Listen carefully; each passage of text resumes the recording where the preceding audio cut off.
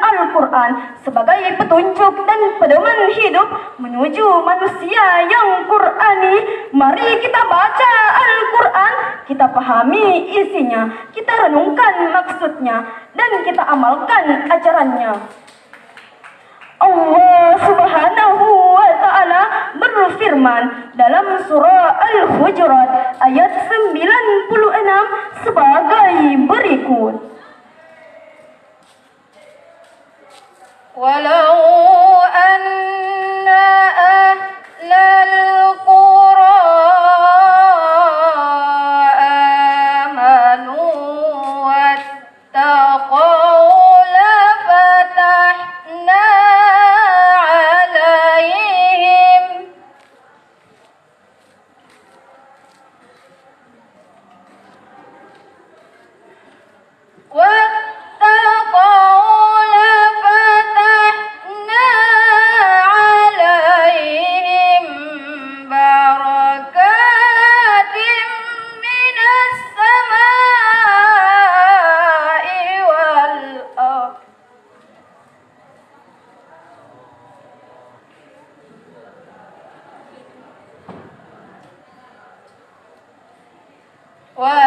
واتقوا لفتحنا عليهم بركات من السماء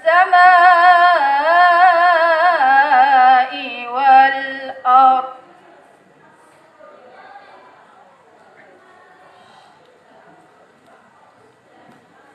من السماء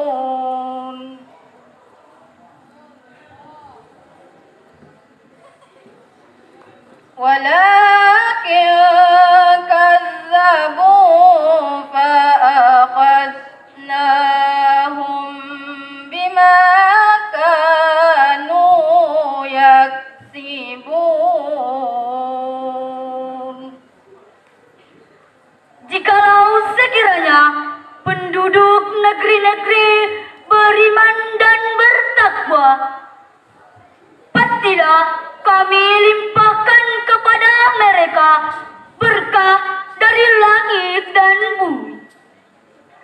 Tetapi mereka mendustakan ayat-ayat kami itu.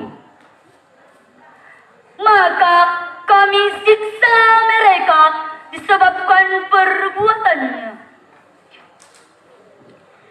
Dewan Hakim yang arif dan bijaksana, hadirin wal hadirat rahimakumullah.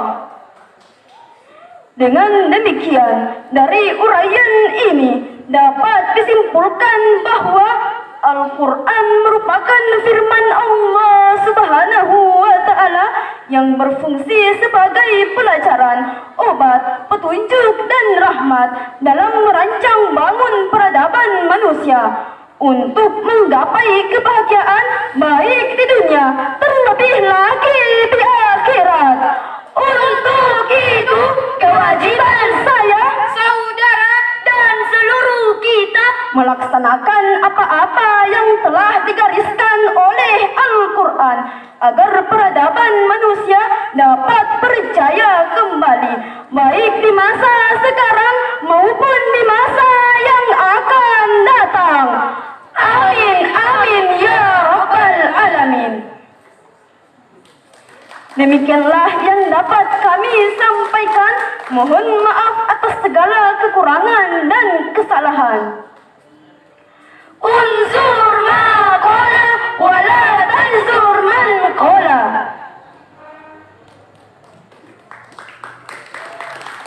Qadaqa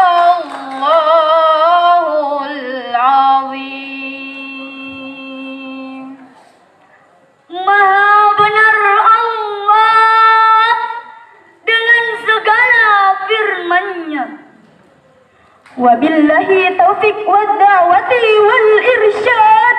Wassalamu alaikum warahmatullahi wabarakatuh. Bismillahirrahmanirrahim. Assalamu alayka. Assalamu alayki. Assalamu alaikum warahmatullahi wabarakatuh.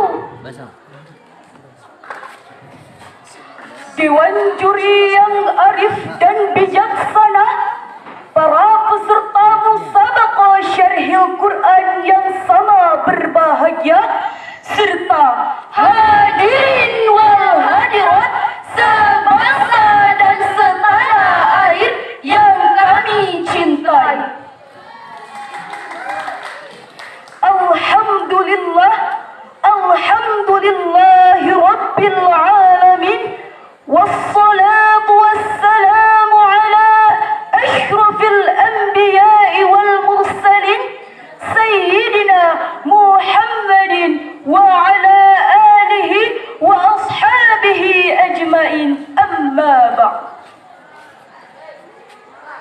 Yang pertama dan yang paling utama, marilah kita panjatkan puja dan puji syukur atas kehadirat Allah Subhanahu wa Ta'ala yang telah menggetarkan gerakan hati, jiwa dan raga, sehingga pada kesempatan kali ini kita dapat berkumpul di tempat yang insya Allah suci dan mubarakah ini.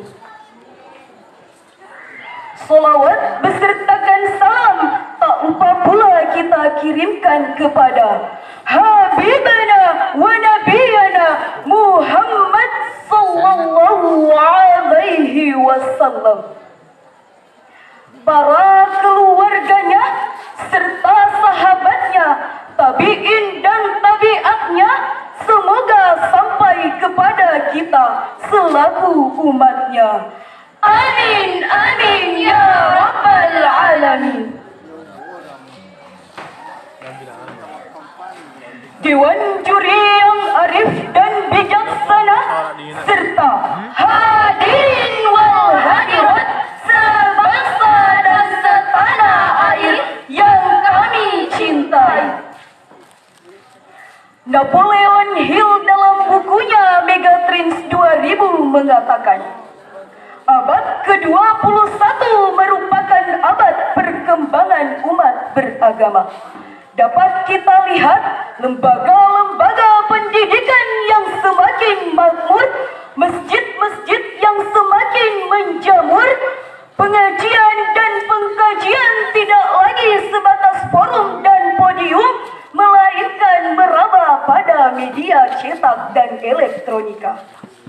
Hal ini dapat kita syukuri dengan bersama-sama mengucapkan Alhamdulillah. Namun sayang, di samping perkembangan abad ke-21 itu, ternyata abad ke-21 itu melahirkan yang namanya dekadensi moral. Bobroknya moral yang kian merajalela. Hadirin yang sama berbahagia, Indonesia pada saat ini mengalami yang namanya fase kegentingan. Betul tidak, hadis? Lantas timbul pertanyaan, apa yang harus kita lakukan? Salah satu jawabannya, tema yang akan kami syarahkan pada kesempatan kali ini ialah akhlak Rasulullah sallallahu alaihi wasallam sebagai kunci perbaikan dekadensi moral yang dilandaskan dalam Quran surah Al-Ahzab ayat 21 yang berbunyi, A'udzu billahi minasyaitonir rajim.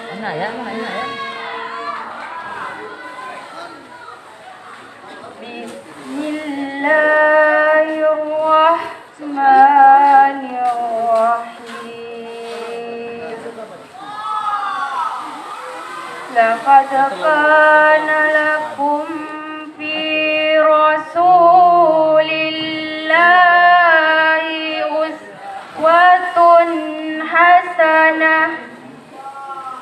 لمن كان يرجو الله والآخرة وذكر الله كثيرا. Aku berlindung kepada Allah dari godaan setan yang terkutuk. Dengan menyebut asma-Mu ya Allah yang maha pengasih lagi maha penyayang.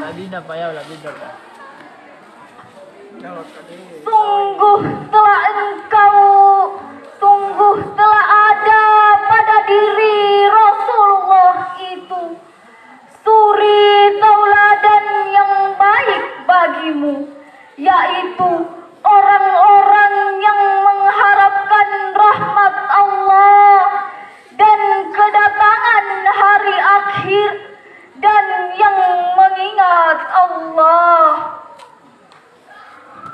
Hadirin yang sama berbahagia, Rasulullah merupakan figur yang zuhur dan contoh yang tinggi yang dapat kita ikuti dengan sepenuh hati. Sehingga Abu A'la Al-Maududi dalam bukunya The Prophet of Islam mengatakan, "He is the only one example." Rasul merupakan contoh yang lengkap dalam dirinya, memiliki kemuliaan serta kebesaran yang ada pada sifat manusia. Begitu pentingnya akhlak Rasulullah sallallahu alaihi wasallam dan sifat beliau sebagai seorang pemimpin yang selalu mengutamakan kepentingan rakyatnya dan mengutamakan akhlakul karimah, sehingga pada akhirnya dapat merubah masyarakat yang tadinya biadab menjadi beradab, Berseteru menjadi satu, yang dulunya menyembah berhala kini kembali menyembah Allah Ta'ala. Sehingga dalam pembuktian dari sabda Nabi sallallahu alaihi wasallam yang berbunyi, "Innama bu'istu la utammima makarimal akhlak." Sesungguhnya aku diutus untuk menyempurnakan akhlak. Hadirin yang sama berbahagia, di tengah kegentingan negeri kita ini, di tengah maraknya dekadensi di semua aspek kehidupan, hal ini dapat menjadi tugas kita bersama-sama untuk keluar dari lubang buaya menuju pintu syurga. Hal ini tak lain dan tak bukan, yaitu dengan kita kembali mengimplementasikan ruh Rasulullah sallallahu alaihi wasallam di tengah-tengah kehidupan kita, sehingga kita dapat hidup bahagia baik dalam lingkungan keluarga, masyarakat, bangsa dan negara. Dan Allah Subhanahu wa Ta'ala akan memberikan keberkahan kepada kita sebagai penduduk bangsa ini. Dan Allah Subhanahu wa Ta'ala berfirman dalam Quran surah Al-A'raf ayat 96 yang berbunyi, walau anna ahlal qura amanu wattaqau lafatahna alaihim barakatim minas samai wal ardh walakin kazzabu fa'ahadnahum bima kanu yakzibun. Jikalau sekiranya penduduk negeri-negeri beriman dan bertakwa, pastilah kami melimpahkan kepada mereka berkah dari langit dan bumi. Tetapi mereka mendustakan ayat-ayat kami itu, maka kami siksa mereka disebabkan perbuatannya. Hadirin yang sama berbahagia, menurut Profesor Dr. Habibie, Presiden ketiga Republik Indonesia mengatakan, ada 5 hal yang harus diwaspadai bagi generasi muslim saat ini, yaitu yang pertama lemah fisik, yang kedua lemah harta, yang ketiga lemah ilmu, yang keempat lemah akhlak, dan yang paling dikhawatirkan ialah lemah akidah. Oleh karena itu, supaya tidak terjadi hal yang seperti ini, kami mengajak generasi muda untuk meninggalkan budaya malas dan putus asa. Peganglah dunia untuk menggapai ridhonya. Sing-singkanlah majumu untuk menggapai cita-cita. Dan selamatkan negeri, jiwa, bangsa, dan negara. Dewan juri yang arif dan bijaksana, para peserta musabaqah syarhil Quran yang sama berbahagia, serta hadirin wal hadirat sebangsa dan setanah air yang kami cintai. Dari syarahan yang telah kami sampaikan, kami dapat menyimpulkan bahwa yang pertama, untuk menjadi negeri yang makmur, seorang pemimpin harus bercermin dan mengambil cara strategi Rasulullah. Dan yang kedua, segudang problematika akan semakin parah jika jalan yang diambil salah, termasuk mengambil figur dalam hidup. Mungkin inilah yang dapat kami sampaikan pada kesempatan kali ini dengan akhirat. Hidup sendirian tanpa kekasih. Cukup sekian dan terima kasih. Sadaqallahul azim. Maha benar Allah dengan segala firman-Nya. Wabillahi taufiq wa da'wati wal irsyad. Assalamualaikum warahmatullahi wabarakatuh. Bismillahirrahmanirrahim. Assalamualaikum warahmatullahi wabarakatuh.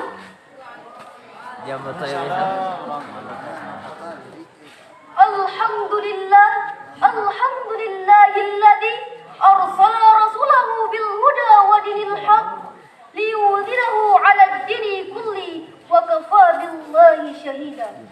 Asyhadu an la ilaha illallah wa asyhadu anna Muhammadan abduhu wa rasuluh la nabiyya ba'da. Amma ba'd. Dewan Hakim yang arif dan bijaksana serta hadirin wal hadirat rahimakumullah. Dalam kitab Sunan At-Tirmidzi karya Abu Isa Muhammad bin Isa bin Saura At-Tirmidzi dijelaskan bahwa akmalul mu'minina imanan ahsanuhum khulqan. Orang mukmin yang paling sempurna keimanannya adalah yang terbaik akhlaknya. Cita-cita kemuliaan akhlak pada hadis ini jika dihadapkan pada realita saat ini sungguh sangat ironis.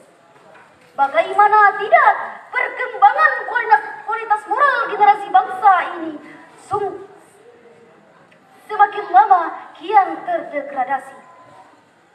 Tindak kejahatan semakin marak, pelecehan seksual semakin merebak, penyalahgunaan narkoba semakin melonjak, serta berbagai perilaku kriminal yang harus segera ditindak. Sebab hal ini tentu berimbas terhadap memudahnya karakter bangsa. Agar masalah moral ini di kemudian hari tidak lagi berlarut-larut dan menjadi problematika bangsa kita, maka harus ada upaya serius untuk penanganan krisis moral dan etika yang tengah melanda bangsa ini. Oleh karena itu, pada kesempatan ini kami akan membawakan sebuah syarahan yang berjudul Keluarga dan Pembentukan Karakter Anak dalam Perspektif Al-Quran. Dengan dasar firman Allah Subhanahu wa Ta'ala dalam surah At-Tahrim ayat 6 sebagai berikut. A'udzu billahi minasy syaithanir rajim. Bismillahirrahmanirrahim.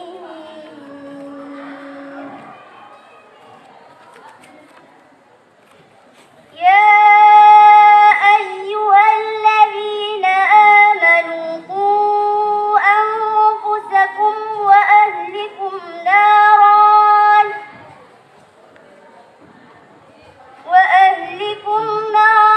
وقودها الناس والحجارة عليها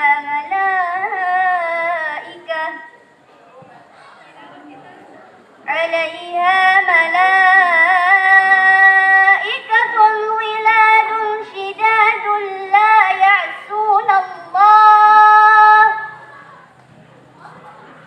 يعصون الله ما أمرهم ويفعلون ما يؤمرون.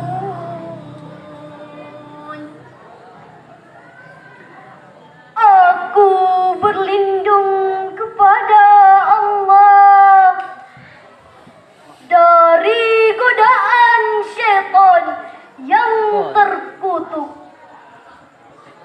dengan menyebut nama Allah yang Maha Pengasih lagi Maha Penyayang. Hai orang-orang yang beriman, peliharalah dirimu dan keluargamu dari api neraka yang bahan bakarnya manusia dan batu. Penjaganya malaikat-malaikat yang keras, kasar, dan tidak mendurhakai Allah terhadap apa yang diperintahkannya kepada mereka dan selalu mengerjakan apa yang diperintahkan. Dalam kitab An-Nafatul Makkiyah karya Syekh Muhammad bin Salih Asy-Syawi dijelaskan bahwa maksud ayat di atas adalah maka peliharalah dirimu dan keluargamu dari api neraka, yakni jagalah diri dengan menunaikan perintah Allah dan menjauhi larangannya serta bertaubat dari perbuatan yang membuat Allah murka dan mengundang azab serta menjaga keluarga dan anak-anak dengan cara mendidik, mengajarkan serta mengajak mereka menunaikan perintah-perintah Allah. Keluarga merupakan benteng utama dan pertama dalam hal pembentukan karakter dalam rangka mencipta generasi yang tangguh dalam mengemban pembangunan bangsa di masa yang akan datang. Namun, yang perlu diperhatikan dalam pembentukan karakter bukan hanya proses transformasi informasi. Ada hal sangat penting, yaitu kecerdasan emosional dan spiritual. Di samping kecerdasan intelektual anak, sehingga akan melahirkan golden generation. Kita selalu Zaman sekarang banyak siswa-siswi yang hebat-hebat. Komputer ahli, dunia internet bisa, matematika pintar, IPA jago.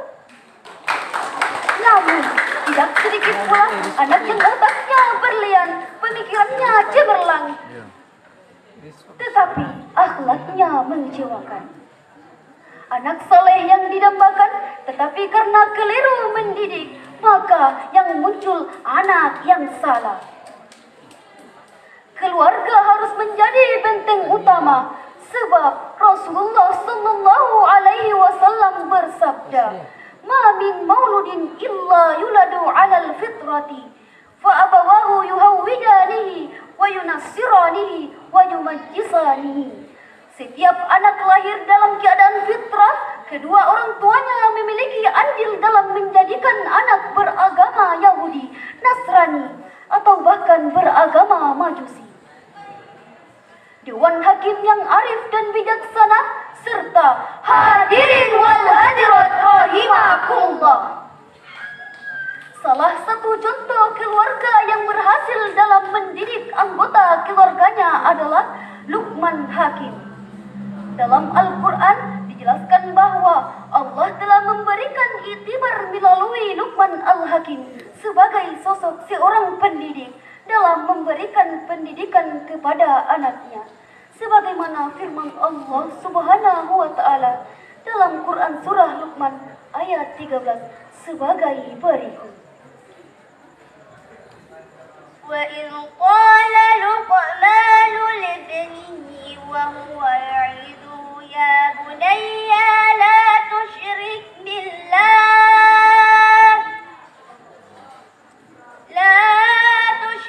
بِاللَّهِ إِنَّ الشِّرْكَ لَظُلْمٌ عَظِيمٌ.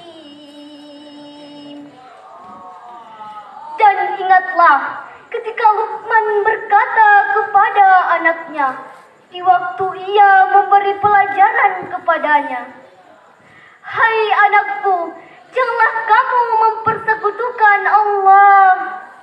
Sesungguhnya mempersekutukan Allah adalah benar-benar kezaliman yang besar."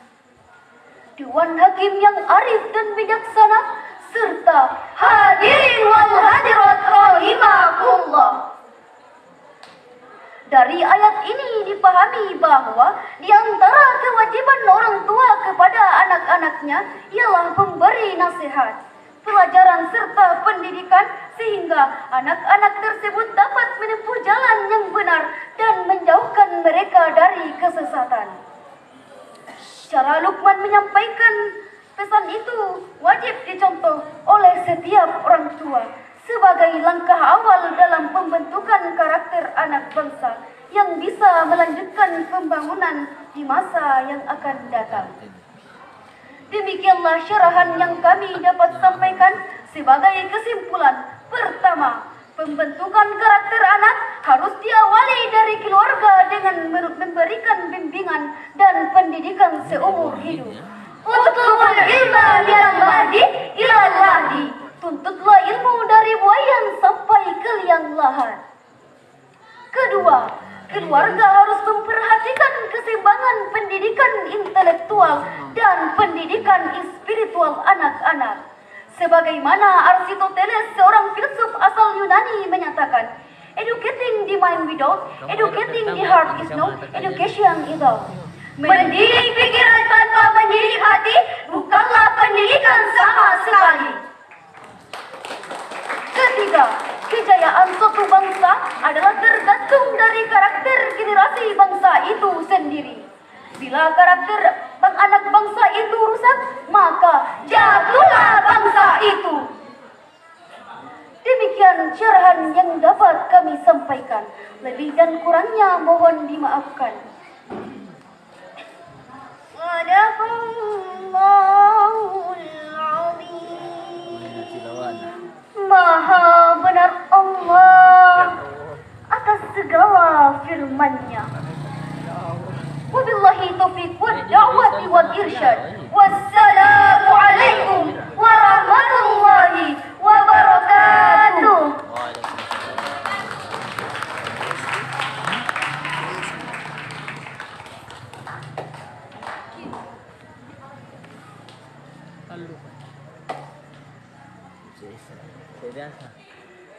Bismillahirrahmanirrahim. Assalamualaikum warahmatullahi wabarakatuh.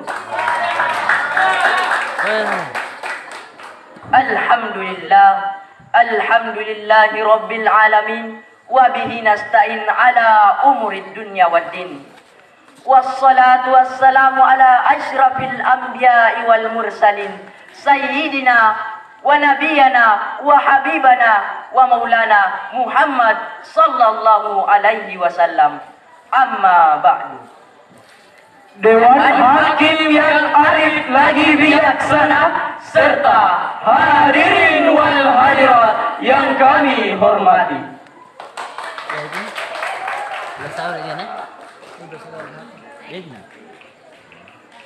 Rasisme dan diskriminisme merupakan paham yang sangat paradok dengan kemajemukan. Hadirin, James Monroe dengan doktrinnya America is on America menganggap bahwa bangsa Amerika lebih baik dari bangsa lain. Benito Mussolini dengan ajarannya fasisme Italia menganggap bahwa bangsanya lebih mulia dari bangsa lain.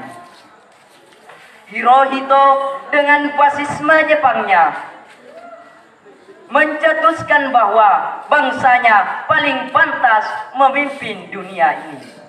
Alhasil, paham-paham tersebut tidak menghargai dan tidak mencerminkan kemajemukan. Padahal penghargaan dalam Islam tidak berdasarkan ras, tidak berdasarkan suku, tidak berdasarkan keturunan, tapi penghargaan dalam Islam berdasarkan amal dan prestasi. Untuk mengetahui lebih dalam mengenai sikap Islam di dunia kemajemukan, maka pada kesempatan ini kami akan menyampaikan sebuah syarahan yang berjudul Keberagaman sebagai Kekuatan dalam Berbangsa dan Bernegara, dengan rujukan Quran Surah Al-Hujurat ayat 13 sebagai berikut. A'udzu billahi minasy syaithanir rajim.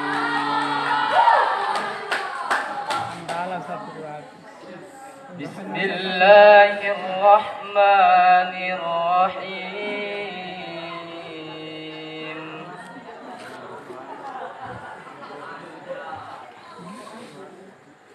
Ya ayyuhan nasu inna khalaqnakum min dzakarin wa unsa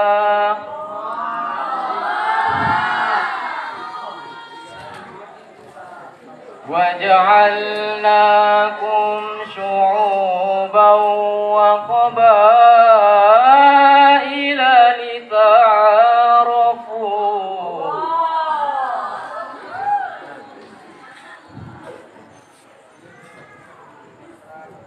Inna akramakum indallahi atqakum.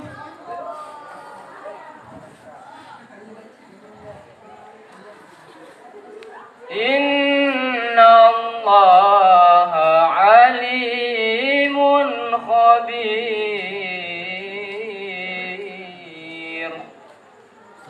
Aku berlindung kepada Allah dari godaan setan yang terkutuk, dengan menyebut nama Allah yang Maha Pengasih lagi Maha Penyayang. Hai manusia, sesungguhnya kami menciptakan engkau dari seorang laki-laki dan seorang perempuan, dan menjadikan kamu berbangsa-bangsa, bersuku-suku. Sesungguhnya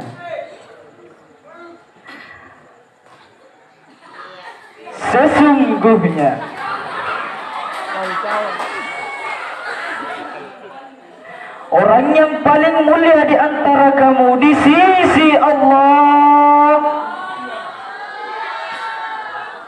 ialah orang yang paling bertakwa di antara kamu. Sesungguhnya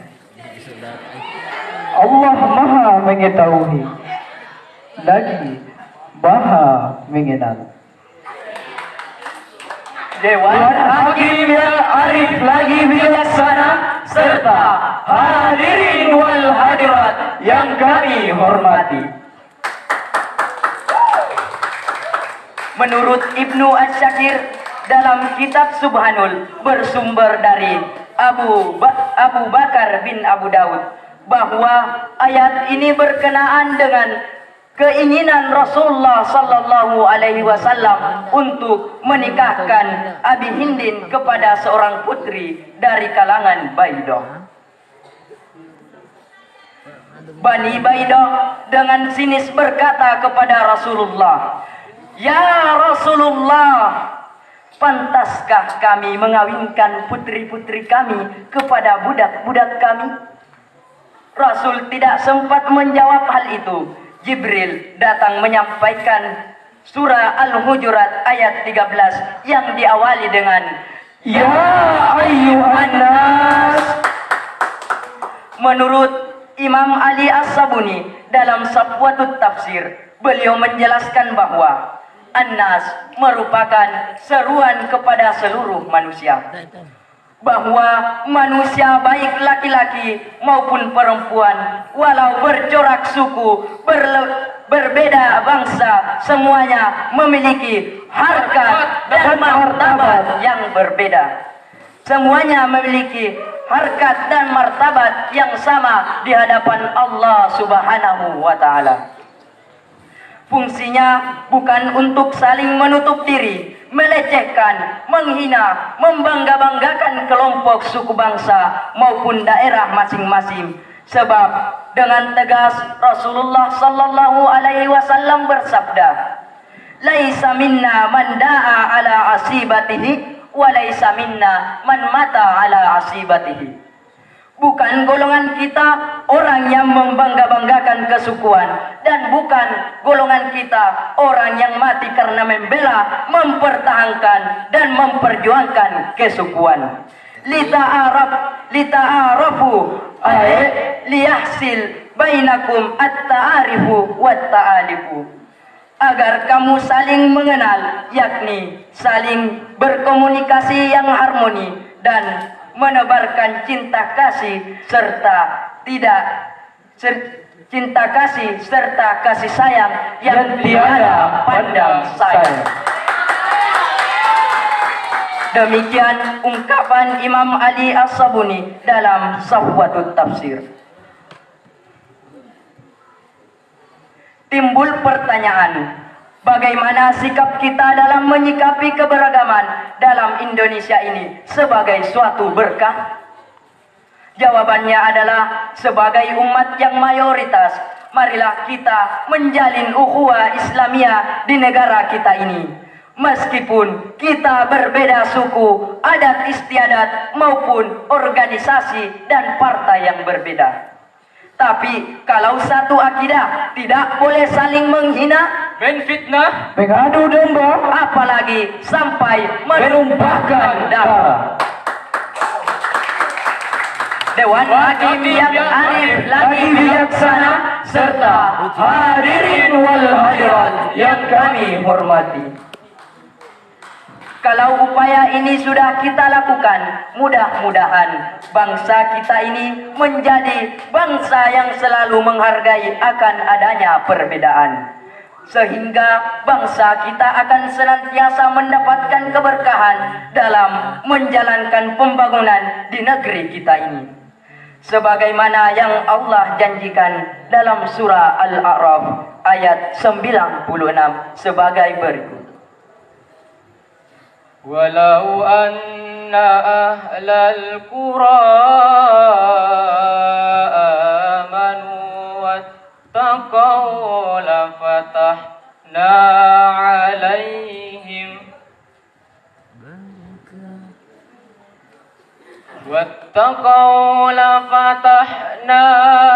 alaihim barakatin minas samai wal ard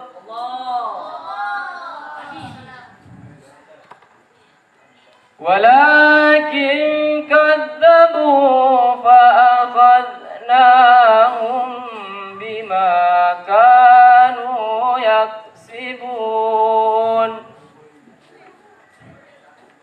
Jikalau sekiranya penduduk negeri-negeri beriman dan bertakwa, pastilah kami akan melimpahkan kepada mereka keberkahan dari langit dan bumi.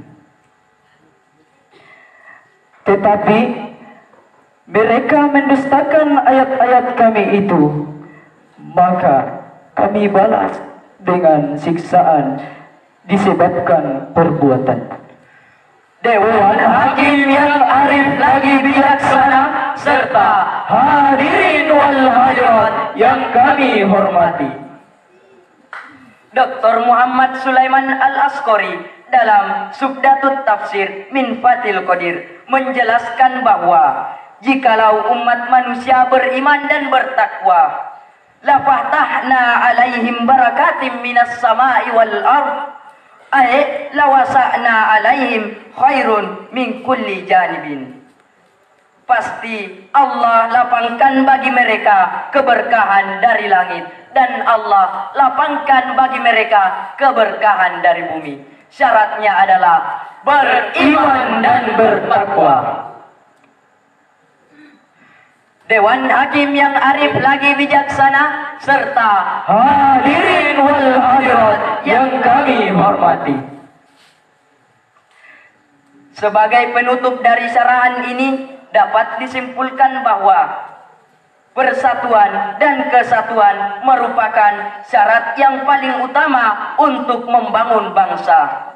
Oleh karena itu, dalam memandang pentingnya merajut kebersamaan dan merangkai persatuan di Republik ini, di Republik yang kehidupannya beragam ini, caranya adalah dengan memantapkan ukhuwah Islamiyah, ukhuwah Bataniyah, serta ukhuwah Basariyah.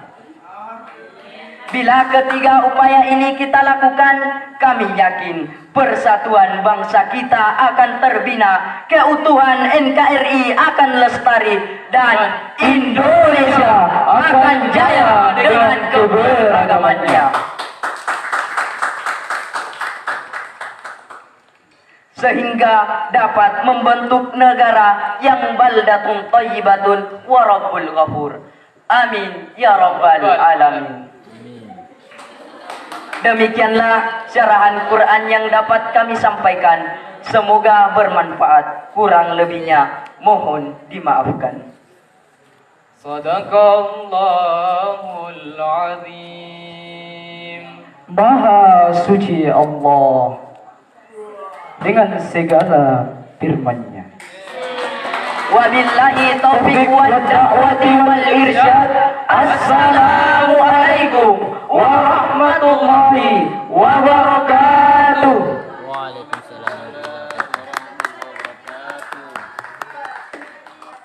Bismillahirrahmanirrahim. Assalamualaikum warahmatullahi wabarakatuh. Waalaikumsalam. Alhamdulillah, alhamdulillahilladzi an'ama bi ni'matil iman wal islam. Wassalatu wassalamu ala sayyidina khairil anam wa ala alihi wa ashabihil kiram. أشهد أن لا إله إلا الله وأشهد أن سيدنا وحبيبنا محمدا عبده ورسوله لا نبي بعد أما بعد.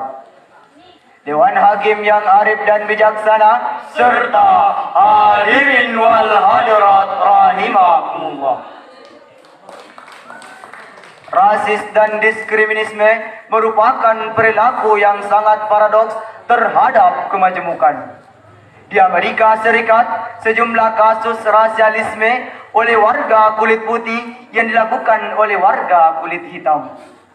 Di Myanmar, warga Rohingya yang didominasi orang-orang Muslim diperlakukan secara tidak adil di negaranya sendiri. Bahkan di Indonesia, kita diingatkan atas kerusuhan Mei 1998, di mana sasaran utamanya ialah orang-orang Tionghoa. Kasus-kasus tersebut timbul akibat tidak menghargai kemajemukan, tidak menghormati perbedaan, bahkan ketidakbersalahan menginjak-injak martabat orang lain.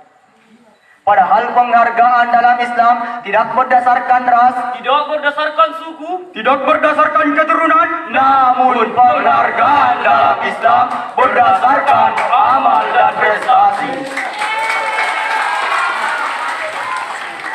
Untuk mengetahui lebih dalam mengenai sikap Islam dan dunia kemajemukan, maka pada kesempatan kali ini izinkan kami mengangkat suatu syarahan yang berjudul Menghadirkan Islam di Tengah Masyarakat Majemuk, dengan rujukan Quran Surah Al-Hujurat ayat 13 sebagai berikut.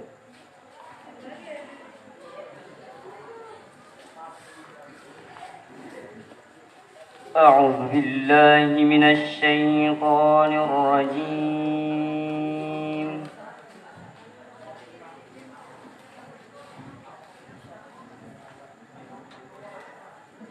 بسم الله الرحمن الرحيم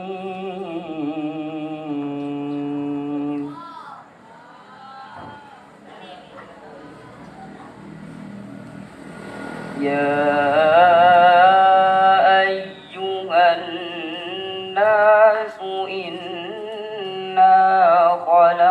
خلقناكم من ذكر وأنثى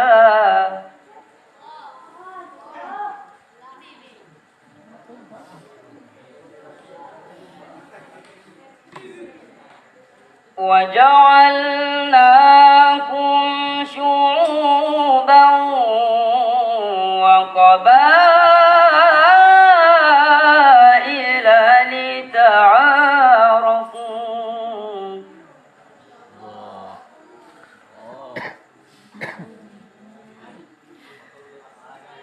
إن أكرمكم عند الله أتقاكم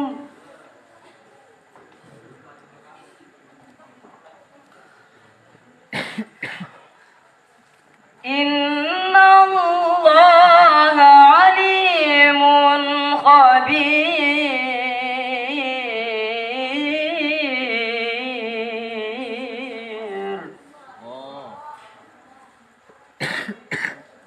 Aku berlindung kepada Allah dari godaan syaitan yang terkutuk, dengan menyebut namamu ya Allah yang maha pengasih lagi maha penyayang. Wahai manusia, sesungguhnya kami telah menciptakan kamu dari seorang laki-laki dan seorang perempuan, dan menjadikan kamu berbangsa-bangsa, bersuku-suku, agar kalian saling mengenal. Sesungguhnya yang paling mulia di antara kamu di sisi Allah adalah orang-orang yang paling bertakwa. Sesungguhnya Allah Maha Mengetahui lagi Maha Teliti. Dewan Hakim yang arif dan bijaksana serta hadirin wal hadirat rahimakumullah. Dalam kitab Asbabun Nuzul karya Imam Jalaluddin As-Suyuti menguraikan bahwa menurut Ibnu Asakir dalam kitab Mubhamatnya, beliau mengetengahkan sebuah riwayat yang bersumber dari Abu Bakar bin Abu Daud bahwa ayat ini turun berkenaan dengan Abu Hindun. Rasulullah sallallahu alaihi wasallam memerintahkan Bani Bayyadah untuk menikahkan Abu Hindun dengan seorang wanita dari kalangan mereka. Lalu mereka berkata, "Wahai Rasulullah, apakah pantas bila kami menikahkan anak-anak perempuan kami dengan bekas hamba sahaya kami?" Belum sempat Rasulullah sallallahu alaihi wasallam menjawab, malaikat Jibril datang menyampaikan wahyu Quran surah Al-Hujurat ayat 13 yang diawali dengan ya ayyuhan nas. Menurut Imam Ali As-Sabuni dalam Safatut Tafasir, beliau menjelaskan bahwa ya ayyuhan nas, wahai manusia, ay khitabul jami'il basar, objeknya adalah seluruh manusia. Maka dari itu, bahwa manusia, baik laki-laki maupun perempuan, walau bercorak suku, berlainan bangsa, semuanya memiliki harkat dan martabat yang sama di hadapan Allah Subhanahu wa Ta'ala. Fungsinya bukan untuk saling menutupi diri, melecehkan, menghina, membangga-banggakan kelompok, suku bangsa maupun daerah masing-masing. Sebab dengan tegas Rasulullah sallallahu alaihi wasallam bersabda, sebagaimana yang diriwayatkan oleh Imam Abu Daud dalam Sunan Abu Daud nomor hadis 4456 yang berbunyi, An Jubair ibn Mut'im anna Rasulullah sallallahu alaihi wasallam qala, laisa minna man da'a ila asabiyyah wa laisa minna man qatala ala asabiyyah wa laisa minna man mata ala asabiyyah. Dari Jubair bin Mut'im bahwa Rasulullah sallallahu alaihi wasallam bersabda, bukan dari golongan kami orang yang membangga-banggakan kesukuan, bukan dari golongan kami orang yang berperang karena kesukuan, dan bukan dari kami orang yang mati karena kesukuan. Ini berarti kemajemukan tersebut harus kita jadikan jembatan emas penguat berkat persaudaraan antar sesama manusia. Dewan Hakim yang arif dan bijaksana Serta hadirin wal hadirat rahimakumullah. Timbul pertanyaan, bagaimana sikap kita dalam menyikapi kemajemukan bangsa Indonesia ini sebagai suatu berkah? Jawabannya ialah, yang pertama, sebagai umat mayoritas, mari kita jalin ukhuwah Islamiyah di negeri kita ini. Meskipun kita berbeda suku, adat istiadat, organisasi, maupun partai pilihan, kita tidak boleh saling menghina, memfitnah, mengadu domba, apalagi sampai menumpahkan darah. karena perpecahan tersebut dapat menjadi sumber petaka yang akan menghancurkan seluruh sendi-sendi kehidupan umat ini. Yang kedua, sebagai warga negara Indonesia, mari kita wujudkan dan eratkan ukhuwah wataniyah dengan cara mengamalkan kembali filsafat momentum Sumpah Pemuda yang telah diikrarkan oleh bangsa Indonesia terdahulu, bahwa kita Satu nusa, satu bangsa, dan satu bahasa. Yang ketiga, sebagai makhluk sesama manusia, mari kita rawat dan eratkan ukhuwah basyariah, persaudaraan antar sesama manusia. Meskipun kita berbeda agama, walaupun kita berbeda suku, namun kita tetap sesama manusia yang sama-sama merasakan sakit apabila disakiti, yang sama-sama merasakan perih ketika dilukai, Yang sama-sama akan merasakan penderitaan jika saling tonjok, saling merampok, apalagi saling bacok. Na'udzubillahi min dzalik. Dewan Hakim yang arif dan bijaksana, serta hadirin wal hadirat rahimakumullah. dari uraian tersebut dapat kita simpulkan bahwa jikalau upaya telah kita lakukan, yakni dengan memantapkan ukhuwah Islamiyah, ukhuwah wataniyah, serta ukhuwah basyariah, maka atas berkat rahmat Allah Subhanahu wa taala kita akan senantiasa hidup rukun, aman dan damai di tengah-tengah kemajemukan.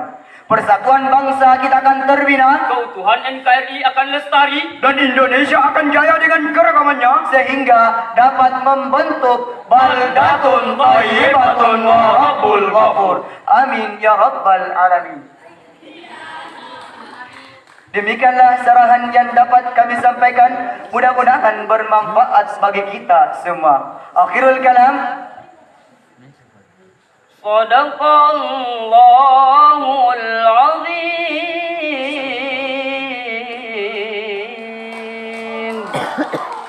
Maha suci Allah dengan segala firman-Nya. Wabillahi taufiq wad da'wati wal irsad. Assalamualaikum warahmatullahi wabarakatuh.